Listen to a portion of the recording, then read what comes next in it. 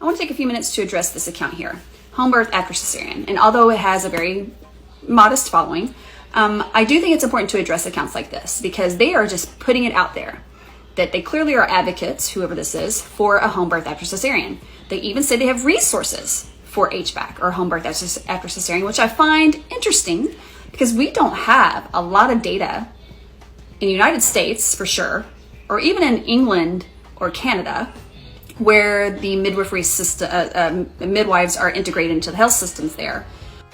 So I thought, well, hey, maybe the person running this account has expertise in something or knows something I don't know that is making them able to promote home birth after cesarean. And this is Rachel Garrett, who runs the account. I'm a wife, mother, doula, midwifery assistant, not midwife, and home birth advocate. Those are her credentials. So I want people to know that on the same account, they say that home birth is a valid option after having a cesarean.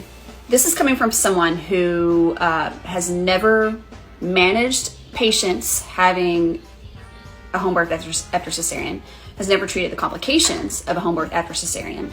So they have no liability by making these claims. And I think it's also important to know that ACOG does not endorse having a home birth after cesarean. In fact, they say, because of the risks associated with TOLAC or child labor after cesarean, and specifically considering that uterine rupture and other complications may be unpredictable, ACOG recommends that TOLAC be undertaken in facilities with trained staff and the ability to begin an emergency cesarean delivery within a time interval that best incorporates maternal and fetal risks and benefits with the provision of emergency care, which cannot be done at home, period.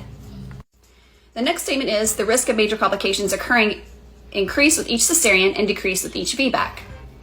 And while that may be true, what they left out is if you are comparing elective repeat cesarean delivery versus a successful VBAC versus a failed trial labor after cesarean resulting in a repeat cesarean delivery, the delivery with the most complications and maternal morbidity would be a failed trial labor after cesarean that results in a repeat cesarean delivery.